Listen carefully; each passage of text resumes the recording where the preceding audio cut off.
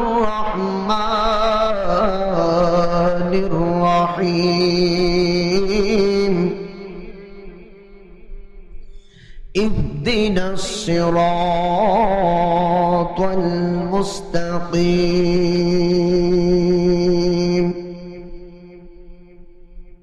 আল্লাহ পাক বলছেন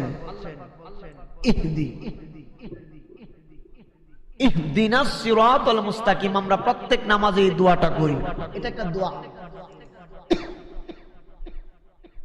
আল্লাহ আমাদেরকে সিরাতাল মুস্তাকিম এর পথে রাখো, পথে চালাও, এই রাস্তার উপরে আমাদেরকে রাখো।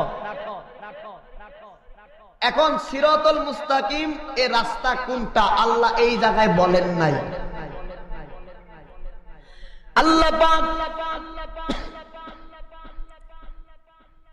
পবিত্র কালামুল্লাহ শরীফের মধ্যে এই শব্দের মধ্যে সিরাতাল মুস্তাকিম রাস্তার কথা উল্লেখ করেছেন।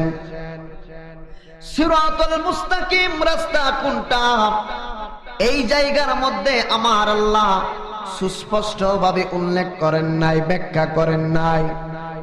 এখন আসুন আমার আল্লাহ রাব্বুল আলামিনকে জিজ্ঞেস করি, মালিক সিরাতাল মুস্তাকিম রাস্তা কোনটা আমরা জানতে চাই।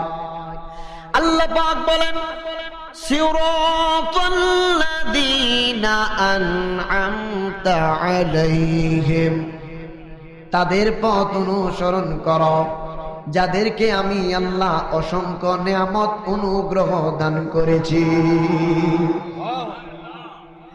এখন আমার আল্লাহ পাককে জিজ্ঞেস করি, মালিক কাদেরকে তুমি অনুগ্রহ দান করেছো, কাদের উপর তুমি আল্লাহ রাজি খুশি হয়েছো, আমরা একটু জানতে চাই। তাহলেই তো সিরাতাল মুস্তাকিমের রাস্তাটা খুঁজে পাবো। আমার আল্লাহ ডাক দিয়া কয়, পৃথিবীবাসী শুনো, আমি আল্লাহ কাদের উপরে বেশি বেশি পরিমাণ অনুগ্রহ দান করেছি, অনুগ্রহ করেছি, তাদের পরিচয় যদি জানতে চাও পবিত্র কুরআনুল কারীমের অন্য জায়গার দিকে লক্ষ্য করো। আমার আল্লাহ বলেন মিনান নাবিয়্যিনা ওয়াস সিদ্দিকিনা ওয়াস শুহাদাই ওয়াস সালিহিন। আমার আল্লাহ বলেন পৃথিবীর মধ্যে নবীগণ যারা তারা হচ্ছেন হেদায়েত প্রাপ্ত মানুষ, সিদ্দিকগণ যারা হেদায়েত প্রাপ্ত মানুষ, শুহাদা কেরামগণ যারা হেদায়েত প্রাপ্ত মানুষ। আমার আল্লাহ বললেন তাদের উপর আমি আল্লাহ অনুগ্রহ দান করেছি, তাদের পথ তোমরা অনুসরণ করো।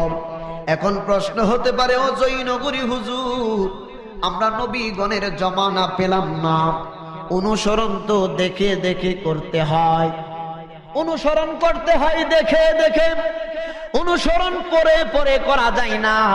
এই জন্য আমার আল্লাহ পাক শেষের দিকে একটা অপশন আমাদের জন্য রেখেছেন। সেই অপশনটার নাম হচ্ছে সালিহিন। সালিহিন মানে হচ্ছে আল্লাহর ওলিগণ। সুবহানাল্লাহ। আল্লাহ পাক ডাক দিয়া কয়, শুনো, নবীগণের জমানা পাইলা না, শহীদগণের জমানা পাইলা না, শুহাদা কেরামগণের সব জমানা পাইলা না, কিন্তু এমন একটা জমানার মধ্যে তোমরা থাকবা যেই জমানার মধ্যে শাহজালাল ইয়ামুনি মুজাররিদির মতো আল্লাহর ওলি থাকবে, যেই জমানার মধ্যে শাহজালাল ইয়ামুনি মুজাররিদি রহমাতুল্লাহি আলাইহির মতো আল্লাহর বুজুর্গ লোক থাকবে। একের পর এক আল্লাহর ওলিগণ আসতে থাকবে আর মানুষদেরকে হেদায়েতের রাস্তার কথা বলতে থাকবে। তাদেরকে অনুসরণ করলে তোমরা আমি আল্লাহর সিরাতাল মুস্তাকিমের রাস্তা খুঁজে পাইবা। এখন আসুন রে বাপ, প্রশ্ন তো হতে পারে, ও আশরাফুল হক জয়নগরী হুজুর, মানুষকে অনুসরণ করবো কিভাবে? মানুষ ভুল করতে পারে। খুব মনোযোগ এই জায়গায়। আমিও মানুষ, আপনিও মানুষ, আল্লাহর ওলিগণ যারা তারাও তো মানুষ। এখন আমার যেমন ভুল হতে পারে আল্লাহর ওলিগণেরও তো ভুল হতে পারে। তাইলে অনুসরণ যাকে করব তাকে তো তিনি তো কখনোই ভুল করতে পারবেন না।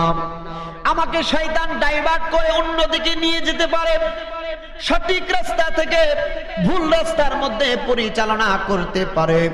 কিন্তু আল্লাহর অলিগণ যারা, তাদেরকেও যদি শয়তান ভুল পথে ডাইভার্ট করে, তাহলে আমরা কি ভুল রাস্তার উপরে যাব? এখন উত্তর হলো, মহান রব্বুল আলামিন আহকামুল হাকিমিন পবিত্র কুরআনুল কারীমের মধ্যে এটার গ্যারান্টি দিয়েছেন রে বাপ। একটু মনোযোগ দিয়ে শুনবেন, বুঝতে পারবেন।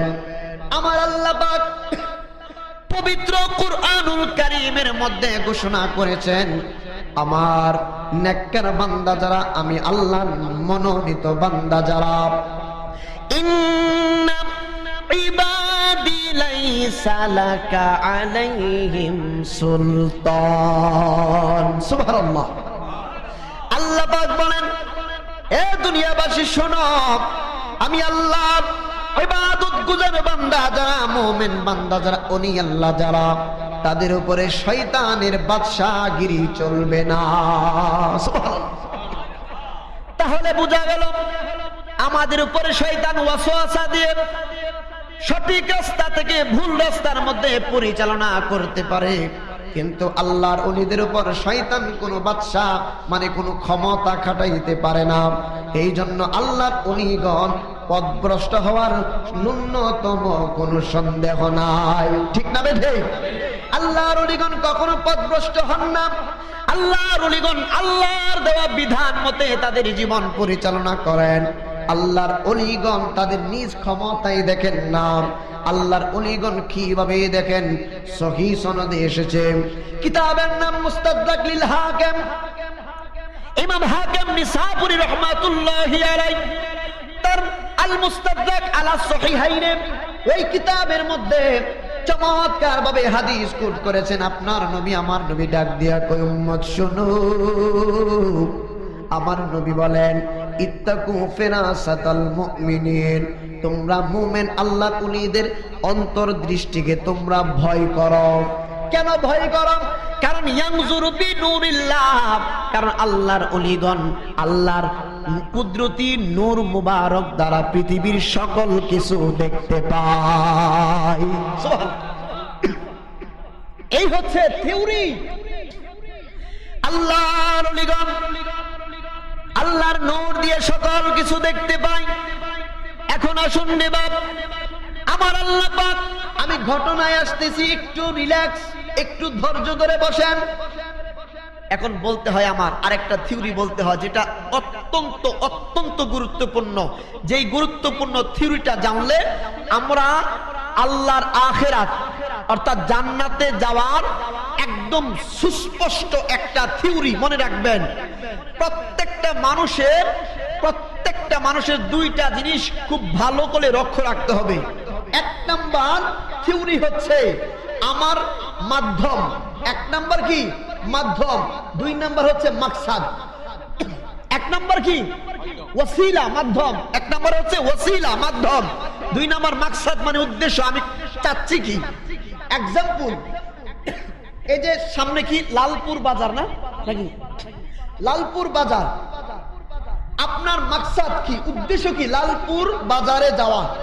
এক্সাম্পল, দ্যাট মিন্স 1 কিলোমিটার দূরে লালপুর বাজার। আপনি হেঁটে যাবেন না, আপনি হেঁটে যাবেন না। আপনি কি দিয়ে যাবেন? আপনি বিভাটেক দিয়ে, অটো রিক্সা দিয়ে যাবেন, আপনি সিএনজি করে যাবেন। খুব মনোযোগ। তাহলে আপনার ওসিলা কি, মাধ্যম কি? সিএনজি। আর আপনার মাকসাদ কি? আপনি লালপুর বাজারে যাবেন। বাজি, আমি কঠিন কথাটাকে একদম সহজ ভাষায় আপনাদের সামনে উপস্থাপন করতেছি। শুধু চিল্লাইলেই ওয়াজ না, ওয়াজ জিনিসটা বুঝতে হবে। খুব কঠিন বিষয় ওয়াজ জিনিস। আপনি লালপুর বাজারে যাওয়া আপনার মাকসাদ, আপনার উদ্দেশ্য। মাধ্যম ওসিলা কি? সিএনজি। এখন বলেন, আপনার মাকসাদ লালপুর পর্যন্ত পৌঁছাইতে হলে সিএনজি ওসিলা বা মাধ্যমটা যদি কোনো কারণে খারাপ হয়ে যায়, সিএনজি কোনো কারণে কি হয়, স্টার্ট না হয়, নষ্ট হয়ে যায়, এই সিএনজি মাধ্যম দিয়ে আপনি লালপুর বাজারে যেতে পারবেন? একদম সহজ ভাষায়, আজকে আর ওয়াজ লাগবে না, এটা বুঝলেই চলবে ইনশাআল্লাহ। বেশি ওয়াজ লাগে না। আপনি অটো রিক্সা দিয়ে লালপুর বাজারে যাবেন। এক্সাম্পল, এটা কি নদী বলে আপনারা? মেঘনা নদী। ওই পারটাকে কি বলে? চাঁদপুর। আপনি লালপুর থেকে চাঁদপুর যাবেন, ওসিলা মাধ্যম হচ্ছে নৌকা। ওসিলা বা মাধ্যম কি? নৌকা। এখন বলেন, নৌকার ইঞ্জিন আছে, সকল কিছু আছে, কিন্তু নৌকার ইঞ্জিনের ভিতরে যদি তেল না থাকে, তেল, তাহলে ওই ইঞ্জিন কি স্টার্ট হবে? তো মাধ্যম যদি নষ্ট হয়, চাঁদপুর যেতে পারবেন? তাহলে প্রথমে আমাদের ঠিক করতে হবে মাধ্যম। কি ঠিক করতে হবে? মাধ্যম ঠিক তো আমার মাকসাদে আমি পৌঁছাইতে পারবো। ঠিক তদ্রুপ আমি আল্লাহ এবং তার রাসূলকে ভালোবাসি, ভালোবাসি বলতেছি, আমার মাধ্যমটা কি? আমার মাধ্যম যদি ঠিক থাকে আমি মাকসাদে পৌঁছাইতে পারবো। মাধ্যম যদি এমন হয় আমি আল্লাহর ওলিদের বিরুদ্ধে চলে গেছি, আল্লাহর ওলিদের কথা আমার শুনতে ভালো লাগে না, আরে আল্লাহর ওলিগণের মাধ্যমেই তো আল্লাহ রাসূলকে আমরা পাবো। সুবহানাল্লাহ বলুন না। আল্লাহর ওলিগণের মাধ্যমেই তো আমরা আল্লাহ রসুলকে পাবো। সেই মাধ্যমকেই যখন আমি বলে ফেললাম এটা শিরক, এটা বিদআত, এটা নাজায়েজ, তখনই আমি কি করলাম? আমার মাকসাদে পৌঁছানোর যে ব্যাপারটা, এটা নষ্ট করে দিলাম। কথা বুঝতেছেন? আমি যদি নৌকাটা ভেঙে ফেলি, এখানে নৌকাটা আমি মানে একদম নষ্ট করে ফেলি, তাহলে চাঁদপুর যাওয়ার কোনো 0% পর্যন্ত সম্ভাবনা নাই। আমার মাধ্যমকে মানতে হবে। আমার মাধ্যম আল্লাহর ওলিগণ, আমার মাধ্যম আমার বাবা, আমার মাধ্যম আমার মা, আমার মাধ্যম আমার বুজুর্গিন দ্বীন, আমার মাধ্যম আমার মুরব্বী যারা তারা। কারণ প্রত্যেকটা মজলিসের মধ্যে যারা মুরব্বী থাকে, সাদা দাড়িওয়ালা, নাসাই শরীফের হাদিস, ওই মুরব্বী লোকগুলো হচ্ছে মজলিসের রহমত। সুবহানাল্লাহ। তাহলে মাধ্যম যদি অস্বীকার করি, মাকসাদ ইম্পসিবল, অসম্ভব হয়ে যাবে।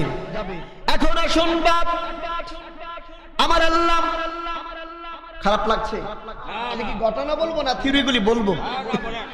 আমার আল্লাহ পাক পবিত্র কুরআনুল কারীমের মধ্যে ঘোষণা করে দিচ্ছেন, মাইয়াহদিল্লাহু ফাহুয়াল মুহতাদি ওয়া মাইয়ুদলিল ফালান তাজিদ লাহু ওয়ালিয়্যাম মুরশিদা। আমার আল্লাহ ডাক দিয়া কই, নবী গো, নবী, আপনার উম্মতদেরকে আপনি জানিয়ে দেন, মাইয়াহদিল্লাহু ফাহুয়াল মুহতাদি, আমি আল্লাহ যাদেরকে হেদায়েত দিতে চাই তারা হেদায়েত প্রাপ্ত হয়। ওয়া মাইয়ুদলিল ফালান তাজিদ লাহু ওয়ালিয়্যাম মুরশিদা। আর আমি আল্লাহ যাদেরকে পথভ্রষ্ট করতে চাই, গুমরাহ করতে চাই, তারা কখনো আমি আল্লাহর কোন নেক বান্দাকে, আমি আল্লাহর কোন ওলিকে তারা মুর্শিদ হিসেবে পাবে না। আমার আল্লাহ পাক আরো বলেছেন, দেখেন আল্লাহর ঘোষণা অনুযায়ী যাদের কোনো মুর্শিদ নাই, হাদিসের ভাষায় মুর্শিদ মানে হাদি। হাদি মানে কি জানেননি? আপনার গুরু। আপনি যার মাধ্যমে ইসলামের উপরে আপনি অটুট থাকবেন। আপনি উযু শিখবেন, অবশ্যই একজন হক্কানি আলেমের নিকট থেকে আপনাকে উযু শিখতে হবে। আপনার উযু যদি সঠিকভাবে না হয়, আপনার নামাজ আদায় হবে না। আপনার নামাজ যদি সঠিকভাবে আদায় না হয়, আপনি এই নামাজ দ্বারা, এই মাধ্যম দ্বারা জান্নাতের মাকসাদ পর্যন্ত পৌঁছাইতে পারবেন না। কথাটা বুঝতে পারছেন? আপনি মাধ্যম হচ্ছে নামাজ। আসসালাতু মিফতাহুল জান্নাহ, নামাজ বেহেশতের চাবি। নামাজের মাধ্যমে জান্নাতে যেতে চান, নামাজ যদি না হয় জান্নাত আপনি পাবেন না। আর নামাজ হবে কি হবে না, প্রথম শর্ত হচ্ছে আপনার উযু হইল কি হইল না। আপনার উযু যদি না হয়, নামাজ অটোমেটিক্যালি হবে না। নামাজ না হইলে জান্নাতের আশাও করতে পারবেন না। এই জন্য বলি বাপ, আপনি নামাজ পড়েন, যাই করেন না কেন, কোন একজন পীর মুর্শিদের সোহবতে থেকে যখন আপনি আমল করবেন, আপনার ভুল কম হবে, সঠিকভাবে আমলের সংখ্যা বেড়ে যাবে। সঠিকভাবে আমলের সংখ্যা বেড়ে যাবে। কেন শুনুন বাপ, আপনার নবী আমার নবীজি বাইআতের ব্যাপারে বলেছেন। নবীজি বলেছেন যে ব্যক্তি মৃত্যু বরণ করলো এমন অবস্থায় যার গলার মধ্যে বাইআতের রশি ঝুলল না, নবীজি বললেন তার মৃত্যু যেন জাহিলিয়াতের যুগের মতো মৃত্যু হলো। নাউযুবিল্লাহ। কেন নবীজি এই কথা বললেন? আপনি দেখেন, আমি ভাত খেতে যাই, আপনি ভাত খেতে যান। এখন প্রশ্ন হলো, আমার আল্লাহ পাক বলেছেন কুলু, তোমরা খাও। আল্লাহ পাক বলেছেন পান করো, কিন্তু আমার আল্লাহ এটা বলেন নাই হাত দ্বারা তোমরা খাও। আমার আল্লাহ বলেন নাই গ্লাস দ্বারা তোমরা পানি পান করো। এটা কিভাবে? আস্তে আস্তে করে নবীজির জামানা থেকে শুরু করে আপনার মা যখন আপনাকে খাওয়াই দিত, আপনাকে যখন নিজে নিজে খাওয়ানোর অভ্যাস করাইতো, তখন মা বলে দিত বাবারে তোমার ডান হাত দ্বারা তুমি খাইবা, বাম হাত দ্বারা তুমি খাইবা না। তাহলে আমি খাবার কিভাবে খেতে হয় আমি শিখলাম আমার মায়ের মাধ্যমে। সুবহানাল্লাহ। এখন আমার মা আমাকে উত্তম পদ্ধতিতে খাবার কিভাবে খায় সেটা শিখিয়েছেন, বিদায় আমি ডান হাতে খাই। এই ডান হাতে কিভাবে খেতে হয় আমাদেরকে শিখিয়েছেন প্রথম যিনি মূল ছিলেন রহমাতুল লিল আলামিন নবীজি। নবী আমার রহমাতুল লিল আলামিন নবীজি, রহমাতুল লিল আলামিন নবীজি কদম মুবারকে সাহাবাগণ মহিলারা সহ নবীজির নিকট বায়াতে রাসূল গ্রহণ করতেন। আমরা এক সময় অনেক ভাইরা ভুল বশতে হোক জেনে হোক না জেনে হোক কথাগুলি বলে দেয় যে মহিলারা কোনো বায়াত হবে না। না না না, আমার আল্লাহ পবিত্র কুরআনুল কারীমের মধ্যে ঘোষণা করে দিয়েছেন ইন্নাল্লাযীনা ইউবাইউনাকা, নিশ্চয় যারা, নিশ্চয় তাকিদ, ইন্না তাকিদের জন্য আছে, নিশ্চয় যারা আপনার নিকট বায়াত গ্রহণ করেছে। ইউবাইউনাকা মুজার, নিশ্চয় যারা আপনি রাসূলুল্লাহ নিকট বায়াত গ্রহণ করেছে এবং ভবিষ্যতে করবে। সুবহানাল্লাহ। কারণ মুজারের অর্থ কয়টা হয়? দরউন থেকে মুজারে, ওই তাহকিকে যাচ্ছি না। নিশ্চয় যারা বায়াতে রাসূল গ্রহণ করছে এবং ভবিষ্যতে বায়াতে রাসূল গ্রহণ করবে, নবী গো তাদেরকে আপনি বলে দেন তারা যেন আমি আল্লাহর নিকটে বায়াত গ্রহণ করলো। কারণ আমার আল্লাহ পাক কেন বলছেন কথা? নবীজি হাত মুবারক রাখতেন, সাহাবা کرام হাত রাখতেন, হাতে হাত রেখে বায়াতে রাসূল গ্রহণ করতেন। আমার আল্লাহ ঘোষণা করে দিলেন সঙ্গে সঙ্গে নবী গো আপনি তাদেরকে বলে দেন ইয়াদুল্লাহি ফাওকা আইদিহিম, আমি আল্লাহর হাত মুবারক তাদের হাত মুবারকের উপরে আছে। তাহলে বোঝা গেল ওলি আল্লাহদের নিসবতটা, সম্পর্কটা নবীর সাথে, নবীর নিসবতটা সম্পর্কটা আল্লাহর সঙ্গে। আর আমরা যদি আল্লাহর ওলিগণের সঙ্গে নিসবত লাগায় দেই, সম্পর্ক রাখি আল্লাহর ওলিগণের মাধ্যমে আল্লাহ এবং তার রাসূল পর্যন্ত আমরা পৌঁছে যাব। এখন আপনাদেরকে মিসবিহেভ করবে, মিসগাইডেন্স দিবে আল্লাহ পাক। খুব মনোযোগ একটা কথা, কোরআনে হাবাচক শব্দ আছে, নাবাচক শব্দ আছে, আছে না? আমি ঘটনায় আসবো শেষের দিকে। তিতা জিনিস আগে ভালো, মিঠা পরে, বুঝলেন না? আগে তিতা পরে মিঠা, একটা মানে বাক্য আছে মনে হয়। আপনি দেখেন কি বলতেছিলাম বলেন তো? কোরআনে ইসবাত আছে মানে হাবাচক, কোরআনে নফি আছে মানে নাবাচক, কোরআনে হালালের কথা আছে, কোরআনে হারামের কথা আছে। এখন আপনি হাবাচকটা নিয়ে দৌড়াদৌড়ি করলেন, নাবাচক ফেলে রাখলেন, এটা হবে না। এখন আপনি কোরআনের হাবাচক নাবাচক বুঝতে হলে উলুমুল কোরআন সম্পর্কে ধারণা থাকতে হবে, তাফসীরের জগৎ সম্পর্কে আপনার মেধা থাকতে হবে, পড়াশোনা থাকতে হবে।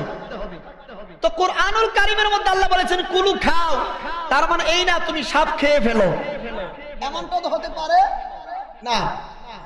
এখন বুঝতে হবে কোরআনের তাফসীরটা দুই ভাবে হতে পারে। তাফসীর কোরআন বিল কোরআন, এক আয়াত এর তাফসীর অন্য আয়াত দ্বারা, এক আয়াতের তাফসীর অন্য একটা হাদিসের ইবারত দ্বারা। এটা আমাকে আপনাকে বুঝতে হবে। এখন আমাদের পজিশনটা বুঝাই, কষ্ট হচ্ছে। আল্লাহ পাক সূরাত আল ইমরান 106 নম্বর আয়াত, আমি প্রত্যেকটা আয়াত নাম্বার সহ বলছি। আল্লাহ পাক বলেন ইয়াউমা তাবিয়াদু ওয়াজুহুন ওয়া তাসওয়াদু ওয়াজুহুন, কিয়ামতের ময়দানে একদল লোকের চেহারা উজ্জ্বল হয়ে যাবে, বাইদুন মানে সাদা হয়ে যাবে, নূর হয়ে যাবে। ওয়া তাসওয়াদু ওয়াজুহুন, আর একদল চেহারা বিশিষ্ট এমন থাকবে যাদের চেহারা আসওয়াদ মানে কালো হয়ে যাবে। আয়াতে কারিমার ব্যাখ্যা করেছেন, তাফসীর করেছেন জগৎ বিখ্যাত তাফসীরের কিতাব তাফসীরে ইবনে কাসিরের মধ্যে, যেটা কামেলে পড়ানো হয়, মাস্টার্সে পড়ানো হয়। আল্লামা ইবনে কাসির রাহমাতুল্লাহি আলাইহি আয়াতে কারিমার তাফসীর করতে গিয়ে তিনি লেখেন ইয়াউমা তাবিয়াদু ওয়াজুহুন হিনা ইয়াউমাল কিয়ামাতি আহলুস সুন্নাতি ওয়াল জামাআহ। ইবনে কাসির রাহিমাহুল্লাহ লিখেন কিয়ামতের ময়দানে যেই দলটার চেহারা উজ্জ্বল হয়ে যাবে, নূরানি হয়ে যাবে, ওই দলটার নাম হবে আহলুস সুন্নাতি ওয়াল জামাআহ। মিশকাতুল মাসাবি খুলুন, পৃষ্ঠা নাম্বার 71 71 হাদিস মুবারক আসছে, সবাই জানেন। নবীজি সাহাবীদেরকে ডাক দিয়ে বললেন, হে সাহাবীরা, বনি ইসরাইলের জমানার মধ্যে 72টা ফেরকা হয়েছিল, দল হয়েছিল। নবীজি ডাক দিয়া কয়, সাহাবীরা, আমার উম্মতের মধ্যে 73টা কাতার হবে, কুল্লুহুম ফিন্নার, প্রত্যেকটা দল যাবে জাহান্নামে, ইল্লা মিল্লাতান ওয়াহিদা, একটা দল ব্যতীত, একটা দল হবে জান্নাতি। সাহাবীরা ডাক দিয়া কই, নবী গো, নবী, ওই দলটার নেমপ্লেট কি, পরিচয় কি একটু জানতে চাই। নবীজি নেমপ্লেট পরিচয় থিওরি দিয়ে দিলেন, মা আনা আলাইহি ওয়া আসহাবি, আমি রাসূলুল্লাহর পথ, আমি রাসূলুল্লাহর মত, আমার সাহাবা কেরামগণের পথ, আমার সাহাবা কেরামগণের মতের উপরে যারা প্রতিষ্ঠিত থাকবে, ওই দলটাই হবে নাজাত প্রাপ্ত দল। এই দুইটা থিওরির উপরে আজকে আলোচনা চলবে ইনশাআল্লাহ। হাদিসের ব্যাখ্যা করতে গিয়ে জগৎ বিখ্যাত মুহাদ্দিস, যিনি 100 হাদিসের সনদের হাফেজ ছিলেন, আল্লামা মুল্লা আলী কারি হানাফি রাহমাতুল্লাহি আলাইহি, মিশকাতের ব্যাখ্যা গ্রন্থ মিরকাতের মধ্যে বলেছেন, ফালা শাক্কা ওয়ালা রাইবা আন্নাহুম হুম আহলুস সুন্নাতি ওয়াল জামাত, যেই দলটা নাজাত প্রাপ্ত দল, ওই দলটার নাম হবে আহলুস সুন্নাতি ওয়াল জামাত। সংক্ষেপে হচ্ছে সুন্নি জামাত। সংক্ষেপে কি? এই যে এখন কি পরীক্ষা চলছে, ফাঁক দিয়ে একটু বন্ধ হয়েছে বিভিন্ন সমস্যার কারণে, এইচএসসি কি, এইচএসসি আরেকটা পরীক্ষা দাখিলি যখন দেই এসএসসি, আমি মানে জেনারেল ভাবে বলতেছি বোঝানোর জন্য। এসএসসি কেউ কিন্তু বলে না স্কুল সেকেন্ডারি সার্টিফিকেট পরীক্ষা দিতে যাচ্ছি, এই কথা কেউ বলে? হ্যাঁ, হায়ার সেকেন্ডারি সার্টিফিকেট পরীক্ষা দিতে যাচ্ছি, এই কথা কেউ বলে? এখন আমি প্রশ্ন করি, আপনি স্কুল সেকেন্ডারি সার্টিফিকেট পরীক্ষা দিতে যাচ্ছেন, বলেন না কেন? এত লম্বা বিকাশাতুল ইস্তেমাল, এটা শরহে জামি যারা পড়ছেন তারা বুঝবেন কায়দাটা, যে যেই শব্দটা বেশি বেশি ব্যবহার হয় ওই শব্দটা সংক্ষেপে বলতে হয়, কারণ বেশি বেশি ব্যবহারের কারণে এটা বড় বলতে কষ্ট। এই জন্য সংক্ষেপে স্কুল সেকেন্ডারি সার্টিফিকেট না বলে বলি এসএসসি। কি বলি? ঠিক তদ্রূপ আহলুস সুন্নাত ওয়াল জামাত শব্দটা বড় বিদায় এটার সংক্ষিপ্ত রূপ হচ্ছে সুন্নি জামাত। সুবহানাল্লাহ। এটার মধ্যে খুদ ধরার কোন ন্যূনতম কোন সুযোগ এখন আসুন রে বাপ, দুইটা থিওরি নবীজি বলেছেন, মা আনা আলাইহি ওয়া আসহাবি, আমি রাসূলুল্লাহর পথ, আমি রাসূলুল্লাহর মত, আমার সাহাবা কেরামের পথ, আমার সাহাবা কেরামের মত, এই দুইটার উপরে যারা প্রতিষ্ঠিত থাকবে তারাই হচ্ছে নাজাত প্রাপ্ত দল। এখন দুইটা থিওরির উপরে কথা বলছি রে বাপ। নবীজির পথ কি ছিল, নবীজির মত কি ছিল, সেটা জানতে পারলেই তো আমরা মূল জায়গায় বসতে পারবো। আমি কিন্তু প্রত্যেকটা ইউটিউবে আমার আলোচনা আছে, আশরাফুল হক জয়নগরী লিখলেই পাবেন। আমি সুরের আলোকে আলোচনা করি, কিন্তু আমি চাচ্ছি, যেহেতু প্রথম আসছি, আমি চাচ্ছি কিছু একটা শিখেন, কিছু একটা কি আমরা আজকে শিখিলন। সারা জীবন তো চিল্লাইলাম, কোনো ফায়দা হলো না, কিন্তু কিছু একটা শিখতে পারলে উপকার। আমি কয়েকটা আমল শিখে দেবো ইনশাল্লাহ। কবরের আযাব, কবরে মুনকার নাকির আসবে দূরের থাক, খবরই থাকবে না। কবরে যাবেন, কিয়ামত হয়ে যাবে, ফুলসিরাত সবকিছু সাজানো হবে, কিয়ামতের মাঠে ইনশাল্লাহ আমরা মুনকার নাকির আশা লাগবে না, তার আগেই চলে যাবো ইনশাল্লাহ। আমলটা বলে যাবো ইনশাল্লাহ। নবীজির পথ মত কেমন ছিল দেখেন রে বাপ। কিতাবের নাম তাফসিরে মারিফুল কোরআন, যেটা সৌদি আরব থেকে প্রত্যেক মসজিদে দেওয়া হতো। বাচ্চা ফাহাদ যেটার মানে করছেন, যার তত্ত্বাবধানে ছাপা হয়েছিল, এটার সমান 326 পৃষ্ঠা। কত পৃষ্ঠা? এখন খুলবেন বাসায় থাকলে, 326 পৃষ্ঠা। এক সাহাবী এসে বললেন, নবী গো, আমাকে আপনি দোয়া করা শিক্ষা দেন, আমি কিভাবে দোয়া করলে আমার আল্লাহ আমার দোয়া কবুল করবেন? নবী আমার ডাক দিয়া কই, শুনো, তুমি এইভাবে দোয়া করবা, ও গো আল্লাহ, তুমি রহমতের নবী মুহাম্মাদুর রাসূলুল্লাহ সাল্লাল্লাহু আলাইহি ওয়াসাল্লামের উসিলায় আমার দোয়া কবুল করো। নবী নিজে শিক্ষা দিচ্ছেন নিজের উসিলা দিয়ে দোয়া করার জন্য, আর আপনি আজকে বলছেন উসিলা চাওয়া বিদআত। বলছেন না? বলছেন। কেউ না কেউ তো বলে ওসিলা মাধ্যম ছাড়া পৃথিবীর কোনো কিছু হওয়া সম্ভব। আল্লাহ পাক এই জন্য বলেন, ইয়া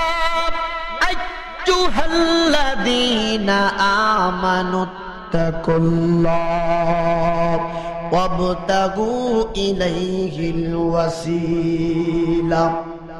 ইয়া আইয়ুহাল্লাযীনা আমানু, এখানে ইয়া হরফ নেদাটা নির্দিষ্ট অনির্দিষ্ট দুইটা ক্ষেত্রেই আসে।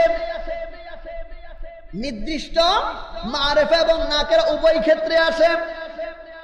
এখানে নির্দিষ্ট করে মুনাদা করা, আমার আল্লাহ বলছেন ইয়া আইয়ুহাল্লাযীনা আমানু। আমানু হচ্ছেন এখানে নির্দিষ্ট করে বলছেন ঈমানদারদেরকে। ইত্তাকুল্লাহ, আমি আল্লাহকে ভয় করা, ভয় করার মতো। ওয়াবতাগু ইলাইহিল ওয়াসিলা, ওসিলার তাফসীর করতে গিয়ে বুখারী থেকে অনেকে বলে যে এই ওসিলা হচ্ছে নেক আমল। এই ওসিলা কি? নেক আমল। আপনি তো ধরা খাবেন, আপনি কি উত্তর দিবেন? এই ওসিলা মানে নেক আমল, ঠিক আছে। একটা আয়াত দিয়ে, একটা হাদিসের ইবারত দিয়ে তো আপনি একটা বিষয়কে পরিপূর্ণতা লাভ করাতে পারবেন না। যেমন অনেকে বলে এক কথায়, এক বাক্যে, এক হাদিসের মাধ্যমে, এক স্লোগানের মাধ্যমে ওসিলা কি করো? প্রমাণিত করো। মুমকিন नहीं है, ইম্পসিবল। কিভাবে সম্ভব? সম্ভব না। আমি যদি বলি একটা হাদিস দিয়ে আপনি পরিপূর্ণ ওযু করেন, ওযু সম্ভব? একটা হাদিস দিয়ে আপনি কি করতে পারবেন না? পরিপূর্ণ ওযু করতে পারবেন না। একাধিক হাদিস রয়েছে, হাদিসের তাকরার আছে, হাদিসের নীতিমালাগুলি আমাদের আপনাকে বুঝতে হবে। যেমন আপনাদেরকে যদি বলি ওযু কেন করে? ওযু করা ইবাদত। ওযু করা কি ইবাদত। এখন বলেন ইবাদতের জন্য কি নিয়ত লাগবে না? নিয়ত লাগবে কি না? এখন ইবাদতের জন্য নিয়ত লাগবে, কিন্তু কেউ ইবাদতের নিয়ত ছাড়া ওযু করলো, ইবাদতের নিয়ত ছাড়া কি, এটা যারা ফিকহ নিয়ে পড়েছেন বুঝবেন। আমি এমনিতেই ওযু করলাম, ওযু আছে, মসজিদ সামনে পাইলাম, জোহরের ওয়াক্ত হলো, বলেন তো এই ওযু দিয়ে নামাজ হবে কিনা? হবে, নামাজ তো হবে। কিন্তু ওযুটা আমি ইবাদতের উদ্দেশ্যে নিয়তে করি নাই, ওযুটা ইবাদতের উদ্দেশ্যে করি নাই, কিন্তু ওযু তো আমার আছে, ওযু তো আমার আছে। তো ইবাদতের উদ্দেশ্যে করলে আমার এক মানে ডাবল সওয়াব হইতো, ডাবল সওয়াব হইতো। কিছু কিছু আমল লাগে, কিছু কিছু আমল নিয়ত লাগে না। এখন আসেন যেটা বলতেছিলাম, প্রথম কথা আমি আপনি নামাজ পড়ব, নামাজ আদায় করব। এখন নামাজ আমরা যখন আদায় করব, নামাজ পড়ার জন্য নির্দিষ্ট একটা নিয়ম কানুন আছে, নির্দিষ্ট একটা মেথড আছে। এখন বলে আমরা প্রত্যেকটা নামাজের ভিতরে গন্ডগোল, কেউ বুকের উপরে, কেউ এই বুকের একটু নিচে, কেউ পেটে, কেউ নাভিতে, আছে না? আমি কিন্তু এখনো পর্যন্ত কোনো দলকে মেনশন করি নাই। আমি নিরপেক্ষভাবে আপনাদের বিবেকবান মানুষ, আপনাদের ব্রেনের মধ্যে কথাগুলি রাখলাম, আপনারাই উত্তর দিবেন, আপনারাই বিবেচনা করবেন। আপনি বুকে বাঁধেন, পেটে বাঁধেন আর নাভিতে বাঁধেন, এতে আমার কোনো সমস্যা না, আমার কি অসুবিধা? আপনার যদি নামাজ হয়, আমার তো খুশি হওয়ার কথা। এখন প্রশ্ন হলো কোন জায়গায়?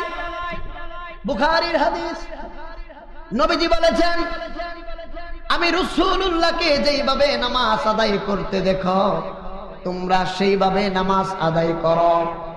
থিওরি, নবীজি একটা নীতিমালা দিয়ে দিলেন, আমি রাসূলুল্লাহকে যেইভাবে নামাজ আদায় করতে দেখো, তোমরা সেইভাবে নামাজ আদায় করো। এখন প্রশ্ন হলো, নবীজি কিভাবে নামাজ আদায় করছেন? আমরা দেখছি নাকি সাহাবা কেরাম দেখছেন? নীতিমালা আপনারই দিচ্ছেন, আমি বলতেছি না কিছু। নবীজি যখন নামাজ পড়তেন, নবীজির পেছনে কারা ছিল? আমরা না সাহাবীরা? তাই নবীজি কোথায় হাত বাঁধতেন আমরা জানি না, সাহাবীরা জানে। কথা বুঝতেছেন? আপনি যখন পয়েন্ট টু পয়েন্ট কথা বলবেন, আপনার প্রত্যেকটা মানুষের কথার উপরে ডিপেন্ড করে সে কতটুকু শিক্ষিত বুঝে ফেলবেন, সম্ভব বোঝা।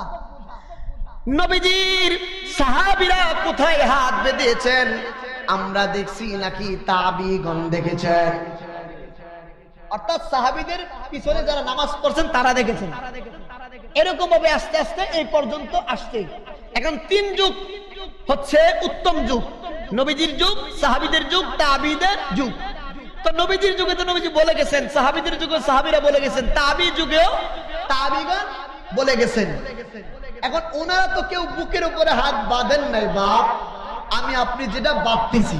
যাক, আলোচনা এটা না। তো একটা হাদিসের উপর ডিপেন্ড করে ফয়সালা হয় না। বুখারীর মধ্যে হুজুর জানে, বুখারীর মধ্যে 2টা riwayat, জুতা পরে নামাজ পড়ার কথা বুখারীতে আছে, সহিহ হাদিস। বুখারীতে কোনো জাল হাদিস আছে? আবার জুতা ছাড়াও নামাজ পড়ার কথা সহিহ বুখারীতে। এখন যদি বলেন আমি সহিহ হাদিস মানি, তো জুতা পরে আজকে গিয়ে নামাজ পড়বা। এখন বলেন জুতা পরে যদি ইমাম সাহেব যা, এই ইমাম সাহেবরে লাল পুরো কি করব?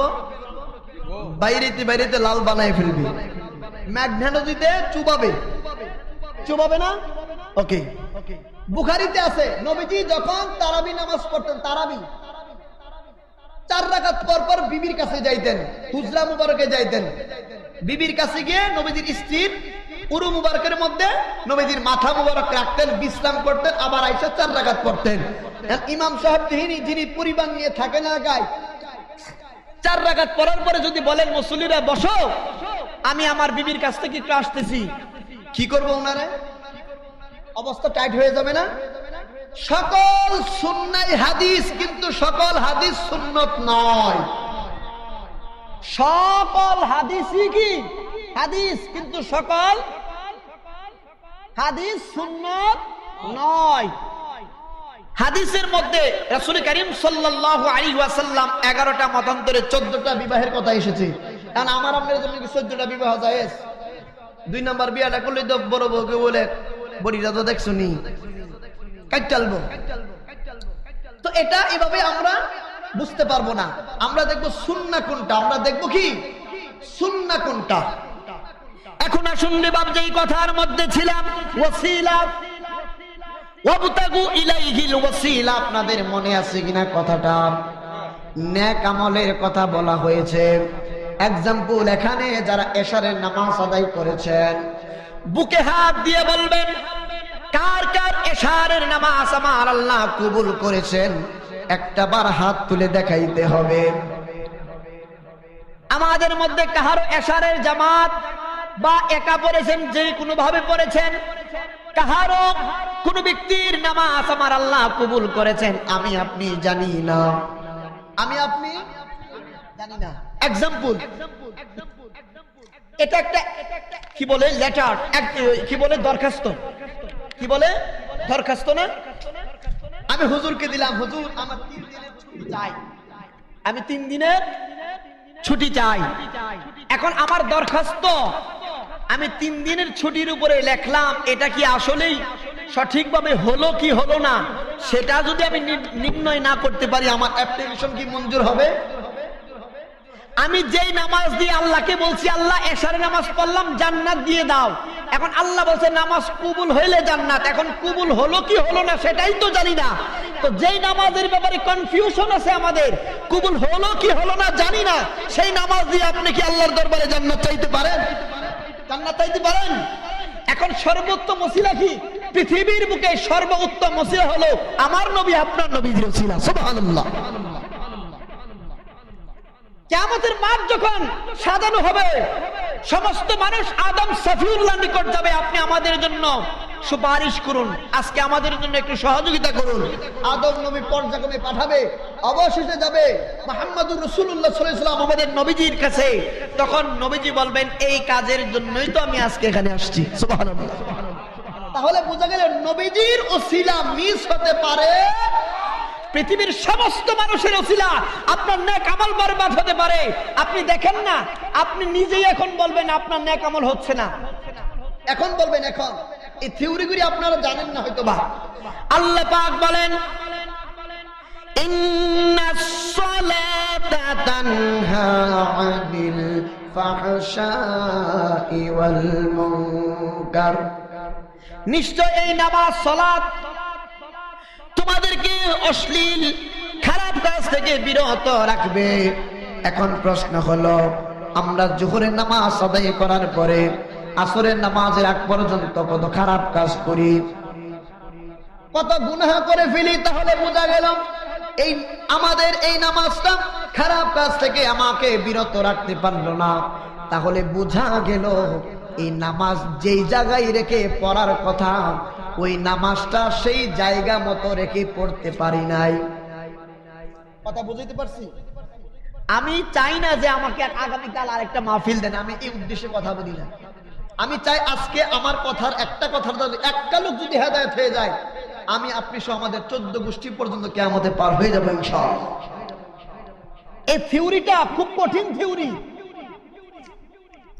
নামাজ যেই জায়গায় রেখে নামাজ আদায় করার কথা, নামাজকে সেই জায়গায় রেখে আমি আপনি আদায় করতে পারি নাই। নামাজ আদায় করতে হয়, নামাজে আল্লাহু আকবার বললেন দুনিয়ার কথা আসবে না, আমি সেই জায়গায় দুনিয়ার কথা ঢুকাইলাম। কথা বুঝাইতে পারছি? নামাজ আদায় আল্লাহু আকবার যখন বললাম, আল্লাহ সর্বশ্রেষ্ঠ, আল্লাহ বড়, এই জায়গায় কারো নাম আসবে না, সেই জায়গায় আমার সন্তানের নামকে আমি মনে মনে স্মরণ করেছি। তো নামাজের ভিতরে আমার সন্তান আসলো, নামাজের ভিতরে আমার ব্যবসার কথা আসলো, নামাজের ভিতরে ইত্যাদি ইত্যাদি কথা আসলো, তাহলে এই নামাজ আমাদেরকে খারাপ কাজ থেকে কি বিরত রাখতে পারবে? শুনুন বাপ, পৃথিবীর যত কিছুই বলেন না কেন, এই ওসিলার কথা খুব ছোট্ট ছোট্ট করে বলছি, এই ওসিলার কথা। এখানে হাজী সাহেবরা যদি থাকেন, খানায় কাবা যাওয়ার পরে আপনি মাতাফে খানায় কাবা তওয়াফ করলেন, অন্তর সাক্ষী দেয় আমার গুনাহ মনে হয় মাফ হয় নাই। আপনি মুজদালিফায় যাওয়ার পরে অন্তর সাক্ষী দেয় আমার গুনাহ মনে হয় মাফ হয় নাই। আরাফার ময়দানে গিয়ে কান্নাকাটি করে দোয়া করলেন, অন্তর তখনও সাক্ষী দেয় আমার গুনাহ মনে হয় মাফ করে নাই, আমার গুনাহ মনে হয় মাফ হয় নাই। সাফা মারওয়া সাই করলেন, দৌড়াদৌড়ি করলেন, অন্তর তখনও সাক্ষী দেয় আমার গুনাহ মাফ হয় নাই। আমার আল্লাহ বলতেছেন, বন্ধু নবী গো, আপনার যে সকল উম্মতরা ঈমান নিয়ে খানায় কাবা তওয়াফ করবে, অন্তর তখনও সাক্ষী দেয় গুনাহ মাফ হয় নাই। মুজদালিফায় যাওয়ার পরে অন্তর সাক্ষী দেয় গুনাহ মাফ হয় নাই। আপনার ওই সকল উম্মতদেরকে বলে দেন, ওয়ালাউ আন্নাহুম ইযলামু আনফুসাহুম জাউকা ফাস্তাগফিরুল্লাহ ওয়াস্তাগফারা লাহুমুর রাসূলু লাওয়াজাদুল্লাহ তাওয়াবার রহিমা। আপনার উম্মত খানায় কাবা যাওয়ার পরেও অন্তর সাক্ষী দেয় গুনাহ মাফ হয় নাই। আপনার উম্মতদেরকে বলুন, খালেস নিয়তে আপনি রাসূলুল্লাহর কদম মুবারকে মদিনায় যাওয়ার জন্য, মদিনায় যদি যায় আর আপনার কদম মুবারকে এসে যদি আপনার ওসিলা দিয়ে আমি আল্লাহর দরবারে তওবা করে আমি আল্লাহ কথা দিলাম লাওয়াজাদুল্লাহ তাওয়াবার রহিমা, তাদের জীবনের গুনাহ আমি আল্লাহ মাফ করে দেব।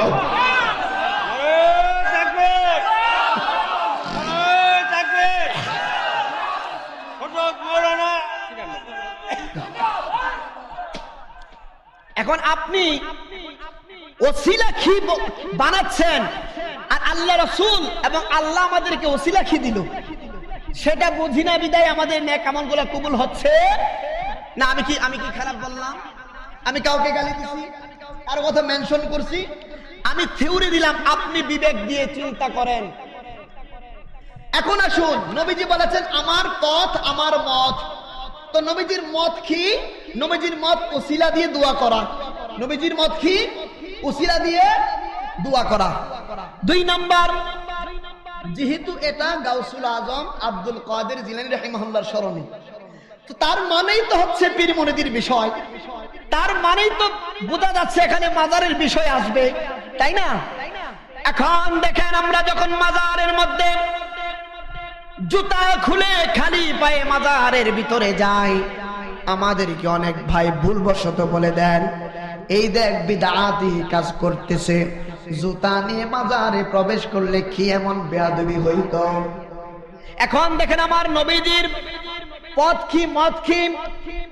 সহিহ মুসলিম শরীফের হাদিস, সহিহ মুসলিম শরীফের হাদিস, আম্মা জান আয়েশা সিদ্দিকা রাদিয়াল্লাহু তাআলা আনহা ডাক দিয়া কয়, ও জগৎবাসী শোনো, আমি দেখলাম রাত্রি বেলা নিঝুম রাত আপনার নবী আমার নবীজি হুজরা মুবারক থেকে বের হলেন।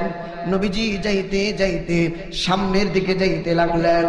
আম্মা জান ডাক দিয়া কয়, জগৎবাসী শুনো, আমি যেই মাত্র নবীজির পিছনে পিছনে আমি চলতে লাগলাম, আমি তাকায়া দেখলাম নবীজি যাইতে যাইতে এই যে জান্নাতুল বাকির সামনে গিয়ে পৌঁছালেন। জান্নাতুল বাকির সামনে পৌঁছানোর পরে নবীজির পা মোবারক থেকে জুতা মোবারক খুললেন। নবীজি রহমাতুল লিল আলামিন নবী হয়ে তিনি জুতা মোবারক খুলে খালি পায়ে জান্নাতুল বাকিতে সাহাবীদের মাজারের সামনে জিয়ারতে দাঁড়াইলেন। আম্মা জান বলে, আমি তাকায় দেখলাম, নজর করে দেখলাম, একবার নয়, 2 বার নয়, নবীজি 3 বার হাত তুলে দোয়া করেছেন। খালি পায়ে মাজারে কবরের সামনে যাওয়া কার সুন্নাত? নবীজির সুন্নাত। কার সুন্নাত? তো নবীজির পথ মত হচ্ছে খালি পায়ে মাজারে বা কবরের সামনে যাওয়া। এখন আমি সলিমুল্লাহর ফুত কলিমুল্লাহ যদি বলি এটা বিদআত, তাহলে তার কথাটা নবীর পক্ষে যাচ্ছে না বিপক্ষে যাচ্ছে? আপনারাই বলবেন। নবীজির কথা যদি এটা হয়, তাহলে আপনার কথা যদি রাসূলুল্লাহর বিপক্ষে চলে যায়, আপনি ইমানদার থাকেন না বেঈমান হন?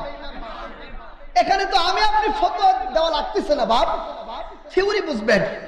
এখন আসুন, আপনি মাজারে গিয়ে মাজারের ওসিলা দিয়ে দোয়া করেন, হুজুর এটা কতটুকু বৈধ? এখন আসুন রে বাপ, ওসিলার কথা চলতেছে। আসমানের নিচে জমিনের উপরে কুরআনুল কারীমের পরে সর্ববিশুদ্ধ কিতাবের নাম সহিহ আল বুখারী, যেটা ইসমাইল মুহাম্মদ ইবনে ইসমাইল আল বুখারী রাহিমাহুল্লাহ লিখেছেন। উনি যখন ইন্তেকাল করলেন সমরকন্দ এলাকার মধ্যে, কিতাবের নাম সিয়ারু আলামিন নুবালা, সিয়ারু আলামিন নুবালা, কিতাবের নাম তারিখুল ইসলাম, লিখেছেন ইমাম যাহাবীর মতো ব্যক্তি, ইতিহাসবিদ। তিনি উল্লেখ করেন সমরকন্দ এলাকার মধ্যে অনাবৃষ্টি দেখা দিল, ফসলগুলা শুকিয়ে যাচ্ছে, পানির অভাব, পানি না হলে মানুষগুলা ফসল ফলাতে পারতেছে না, অলিতে গলিতে পানির ব্যবস্থা নাই, এমন শুষ্ক হয়ে গেছে জমিনটা, জমিন থেকে কোনো ফসল উৎপন্ন হবে কিনা সন্দেহ হয়ে গেছে।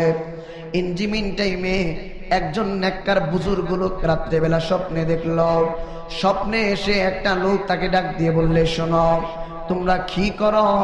ওই লোকটা যিনি স্বপ্নে দেখতেছেন, ওই লোকটা রাত্রেবেলা স্বপ্নেও দেখার পরে কাজীর দরবারে ছুটলো। কাজীর দরবারে ছুটে গিয়ে বলল, হুজুর, আমি রাত্রেবেলা স্বপ্নে দেখেছি আমরা এলাকাবাসী সবাই মিলে মিশে ইমাম বুখারীর মাজার মুবারকে চলে গেলাম। ওই মাজার মুবারকে যাওয়ার পরে আল্লাহর ওলি মুহাম্মদ ইবনে ইসমাইল আল বুখারী রাহিমাহুল্লাহ ওসিলা দিয়ে আমরা যখন দোয়া করলাম, আমার আল্লাহ রহমতের বৃষ্টি দিয়ে আমাদেরকে অনুগ্রহ করলেন। কাজী ডাক দিয়া কই, তাহলে দেরি করছো কেন? তাড়াতাড়ি তোমরা চলে যাও, ইমাম বুখারীর মাজার শরীফে যেই মাত্র চলে গেল, যাওয়ার পরে ওনার উসিলা দিয়ে দোয়া করতে দেরি হলো। সিয়ারু আলামিন নুবালা তারিখুল ইসলামের মধ্যে এসেছে, একটানা 7 দিন পর্যন্ত আমার আল্লাহ মুষলধারে বৃষ্টি দান করেছে। কেউ 7 দিনের মধ্যে যাইতে পারে নাই, আবার দোয়া করছে আল্লাহ এরপরে যদি আরো বৃষ্টি হয় তাহলে তো আমাদের জমি জমা সব তলিয়ে যাবে, এখন তুমি বৃষ্টি বন্ধ করো। ওনার ওসিলায় আল্লাহ আবার বৃষ্টি বন্ধ করে দিলেন। সুবহানাল্লাহ। পৃথিবীর মধ্যে যত ফাঁকি আছে নামের আগে মুফতি লেখে, মুফতি টাইটেল, সমস্ত মুফতিগণ একটা কিতাব পড়েছেন, এই কিতাব না পড়ে মুফতি হওয়া যায় না। সেটার নাম কি? রদ্দুল মুহতার, 12তম খণ্ড আমার বাসায় আছে, মূল কিতাব। এটার প্রসিদ্ধ নাম হচ্ছে ফতোয়া শামী। ফতোয়ায়ে শামীর মধ্যে মুকদ্দমায় আল্লামা যায়নুদ্দিন ইবনে আবিদিন শামী রাহিমাহুল্লাহ উল্লেখ করতেছেন, তিনি বলতেছেন ইন্নী লা আতাবাররাকু বি আবি হানিফা ওয়া আজিউ ইলা কবরিহি। ইমাম শাফির মতো এত বড় একজন মাযহাবের ইমাম বলতেছেন ইন্নী লা আতাবাররাকু বি আবি হানিফা ওয়া আজিউ ইলা কবরিহি ওয়া আজিউ ইলা ইনদা কবরিহি, আমি বরকত হাসিল করি ইমাম আযম আবু হানিফা রাহমাতুল্লাহি আলাইহির মাজার শরীফ থেকে। সুবহানাল্লাহ। ফাইজা আরাদাত লি হাজাতুন সাল্লাইতু রাকাতাইন, ফাইজা আরাদাত লি হাজাতুন সাল্লাইতু রাকাতাইন, আমি যখন কোনো মুসিবতে পড়ে যাই, আমার কখন কোনো হাজত হয়, প্রয়োজন হয়, আমি ইমাম আযম আবু হানিফা রাহিমাহুল্লাহর মাজার মুবারকে যাই, উনার উসিলা দিয়ে চাইতে দেরি হয়, আমার আল্লাহ আমার হাজত পূরণ করতে দেরি হয় না।